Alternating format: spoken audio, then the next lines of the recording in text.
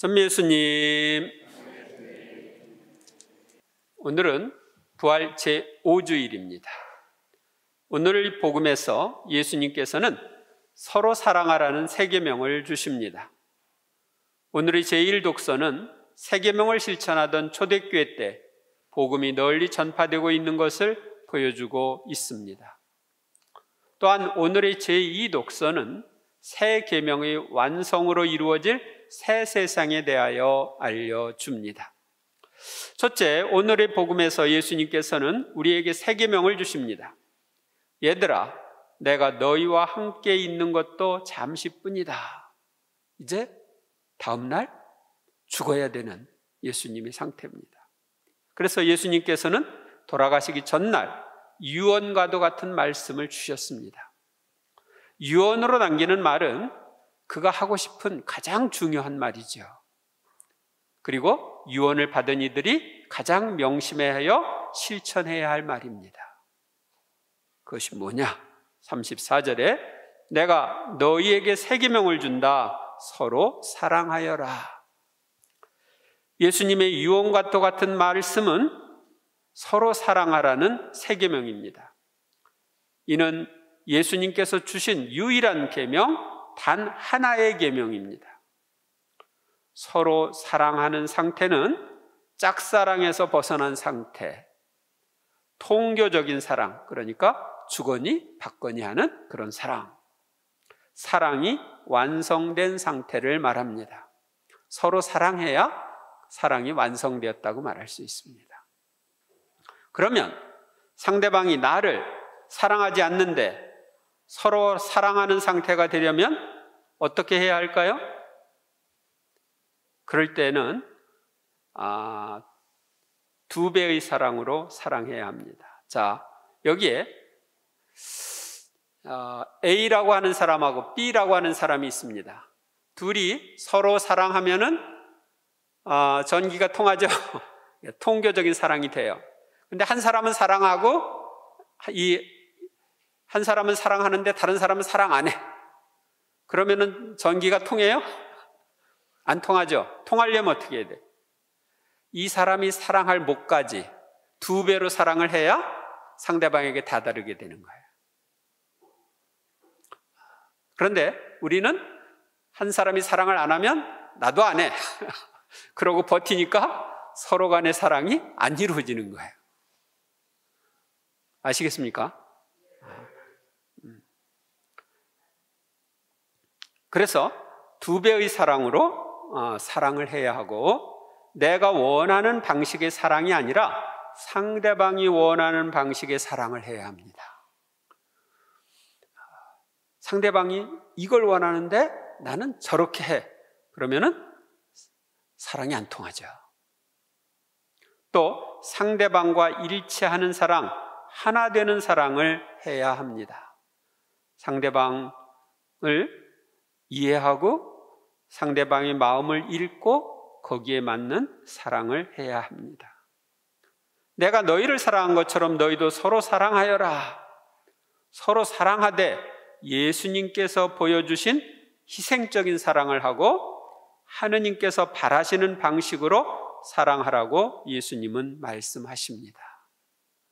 그러니까 내 일방적으로 내 생각대로 내 뜻대로 하는 게 아니라 주님 뜻대로, 주님 보여주신 모범을 따라서 우리가 사랑해야 합니다.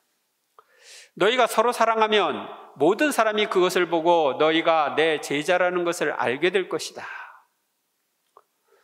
서로 사랑하는 것은 예수님 제자의 표시입니다. 천주교 신자의 표시입니다. 일주일에 한 번 성당 온다고 해서 천주교 신자가 아닙니다. 서로 사랑해야 신자예요. 신자 가정의 표시입니다. 우리가 서로 사랑하지 않으면 예수님이 제자가 아닙니다. 스승님의 말씀을 따르지 않기 때문입니다. 제자는 스승님이 하라는 대로 하는 거죠. 근데 스승님이 이렇게 하라고 했는데 저렇게, 그리고 안 따라, 그러면 그 사람은 참 제자가 아니죠. 예수님께서 서로 사랑하라는 계명을 주신 이유는 사랑이신 예수님이 우리 가운데 머무르시면서 우리와 함께 사시기 위해서입니다. 우리는 누구나 가족이 서로 사랑함으로써 우리 가정에 예수님을 모실 수 있습니다. 사랑이신 예수님이 우리 가정에 함께 있으려면 어떻게 해야 돼요? 사랑하면 됩니다. 어떤 공동체에 속한 이들이 서로 사랑하면 그 공동체에도 예수님을 모실 수 있습니다. 예수님께서 우리에게 새 계명을 주신 이유는 우리의 행복을 위해서입니다. 우리가 서로 사랑하면 행복의 원천이신 주님께서 그 가운데 계시면서 우리를 행복하게 해주십니다. 서로 사랑하는데 불행하다, 그런 사람 있어요? 없습니다. 서로 사랑하면 행복합니다. 둘째, 오늘의 제1독서인 사도행전은 새 계명에 따라 살았던 초대교회에서 바오로와 바르나바 사도가 이웃에 대한 사랑으로 여러 곳에 가서 복음을 전한 이야기가 나옵니다. 그 무렵 바오로와 바르나바는 리스트라와 이코니온으로 갔다가 이어서 안티오키아로 돌아갔다. 여기에 바오로 사도와 바르나바 사도가 선교한 도시가 나오는데, 이곳에 있는 안티오키아는 시리아가 아니라 터키 내륙에 있는 도시입니다. 그들은 제자들의 마음에 힘을 북돋아주고 계속 믿음에 충실하라고 격려하면서 우리가 하느님의 나라에 들어가려면 많은 환난을 겪어야 한다고 말하였습니다. 사도들은 선교 활동을 통하여 복음을 받아들인 제자들의 힘을 북돋아주고 격려하였습니다. 그리고 당시에는 박해를 받고 있었기에 하느님의 나라에 들어가기 위해 환난을 겪어야 함을 알려줍니다. 그리고 교회마다 제자들을 위하여 원로들을 임명하고 단식하며 기도한 뒤에 그들이 믿게 된 주님께 그들을 의탁하였다. 사도 바오로와 바르나바는 제1차 선교여행으로 설립된 여러 교회의 원로들을 임명하고 단식하며 기도한 뒤에 주님께 그들을 의탁하였습니다. 사도들의 협력자인 원로들은 오늘날 사도들의 후계자인 주교님들의 협력자로 각 지역 교회를 돌보고 있는 사제들에 해당이 됩니다. 그러니까 제가 거기에 해당이 됩니다. 바오로와 바르나바는 피시디아를 가로질러 팜필리아에 다다라 페르게에서 말씀을 전하고 아탈리아로 내려갔다. 거기에서 배를 타고 안티오키아로 갔다. 바로 그곳에서 그들은 선교 활동을 위하여 하느님의 은총에 맡겨졌었는데 이제 그들이 그 일을 완수한 것이다. 바오로와 바르나바는 선교 활동을 완수하고 파견을 받았던 시리아의 안티오키아 교회로 돌아왔습니다. 그들은 도착하자마자 교회 신자들을 불러 하느님께서 자기들과 함께 해주신 모든 일과 또 다른 민족들에게 믿음의 문을 열어주신 것을 보고하였다. 자신들을 파견한 안티오키아의 교회에 돌아온 사도들은 선교 성과를 신자들에게 보고하였습니다. 선교는 아주 중요한 사랑의 행위, 영원히 남을 사랑의 행위입니다. 왜? 예수님을 그들이 선교를 통해 받아들이면 그는 영원한 생명을 누릴 수 있기 때문입니다. 따라서 선교는 서로 사랑하라는 세 계명의 가장 중요한 실천입니다. 셋째, 오늘의 제2독서인 요한묵시록은 세 계명이 완성될 새 하늘 새 땅의 새 시대가 미래에 올 것을 예고하고 있습니다. 나 요한은 새 하늘과 새 땅을 보았습니다. 첫 번째 하늘과 첫 번째 땅은 사라지고 바다도 더 이상 없었습니다. 그리고 거룩한 도성 새 예루살렘이 신랑을 위하여 단장한 신부처럼 차리고 하늘로부터 하느님에게서 내려오는 것을 보았습니다. 복음이 전파되어 최종적으로 이루어질 세상은 천상 예루살렘인 천국을 닮은 세상입니다. 천국은 서로 사랑하라는 새 계명을 완전하게 실천하는 곳입니다. 그때 나는 어저에서 울려오는 큰 소리를 들었습니다. 보라, 이제 하느님의 거처는 사람들 가운데 있다. 하느님께서 사람들과 함께 거처하시고 그들은 하느님의 백성이 될 것이다. 새하늘, 새 땅의 새 시대가 되면 사람들이 서로 사랑하기에 하느님의 거처는 사람들 가운데 있고 모든 사람이 하느님의 백성이 됩니다. 하느님 친히 그들의 하느님으로서 그들과 함께 계시고 그들의 눈에서 모든 눈물을 닦아주실 것이다. 다시는 죽음이 없고 다시는 슬픔도 울부짖음도 괴로움도 없을 것이다. 이전 것들이 사라져버렸기 때문이다. 하느님께서 주실 새 세상은 고통이 없는 세상이고 원죄의 결과에서 벗어난 죄 없는 세상입니다. 범죄 이전의 낙원과 같은 세상입니다. 그렇게 되면 그때는 죽음은 더 좋은 천국으로 가는 길이기에 죽음이 축제가 되는 세상입니다. 죽으면 축제를 벌이는 거예요. 현재도 교회는 일반적으로 성인이 죽은 날을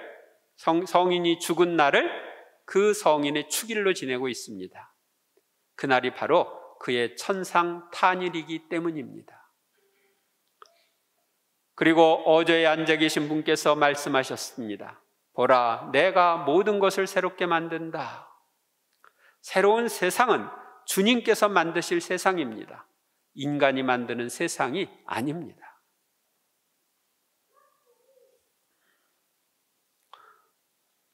우리는 예수님의 제자로서 서로 사랑하라는 새 계명을 첫 자리에 놓고 실천해야 합니다. 베드로 사도는 베드로전서 4장 8절에서 무엇보다 먼저 서로 한결같이 사랑하십시오 이렇게 말씀하셨습니다. 무엇보다 먼저 서로 사랑하기 위해서는 의지적 결단과 주님의 도움이 필요합니다. 오늘날 초대교회처럼 복음이 전파되지 못하는 이유는 새 계명을 실천하지 않기 때문입니다. 사랑이 없기에 사랑이신 예수님께서 함께 일하실 수 없으시어 복음이 잘 전파되지 않는 것입니다. 우리 가정, 단체, 성당에 예수님께서 현존케 하는 새 계명을 실천하면 복음이 빨리 전파되고 나와 가정, 세상이 변화될 것입니다. 여기에 대한 예를 하나 들어보겠습니다. 1943년에 제2차 세계대전 가운데 이태리에 끼아라 루빅이라고 하는 사람이 있었습니다. 전쟁으로 폭탄이 떨어지고 그래서 언제 죽을지 모르는 그런 상황에서 끼아라와 그 동료들은 서로 사랑하기로 결심했습니다. 그래서 서로 사랑하되 목숨 바쳐서 사랑하라.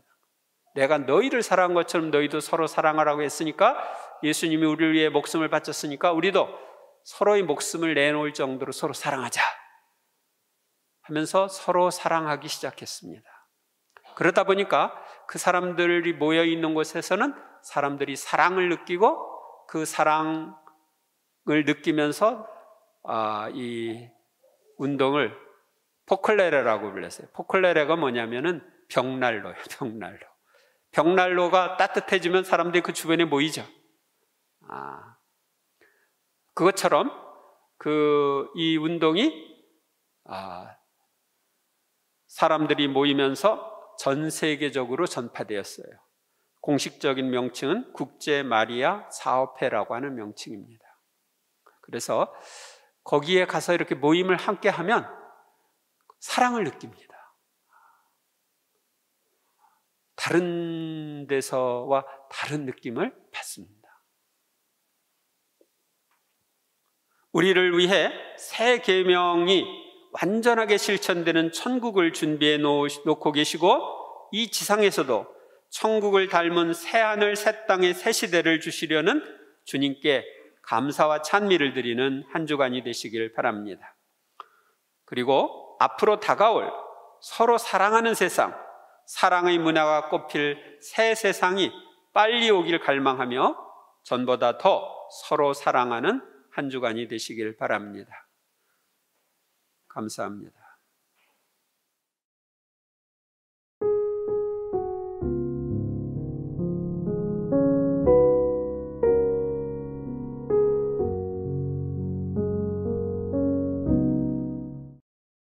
주님의 평화가 항상 여러분과 함께, 또한 사제의 영과 함께.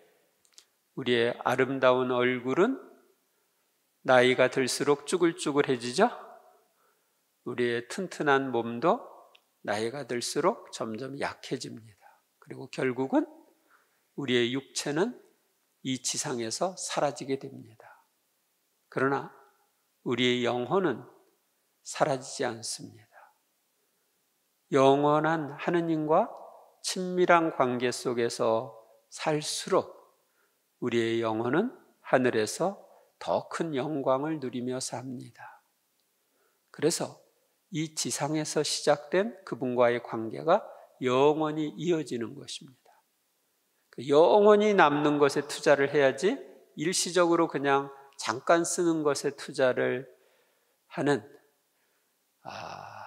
어리석음이라고 그럴까요? 그런 사람들이 너무 많은데, 그러니까 영원한 것은 생각하지 않고 일시적인 것, 세상 것만 생각하며 사는 사람이 많다는 이야기입니다. 여러분들은 이렇게 미사에 온 것은 영원을 생각해서 온 거죠? 영원을 생각해서 온 거. 그리고 우리는 영원히 살 사람들이에요. 영원히 살 사람들이니까 영원한 것에 마음을 두셔야 돼요.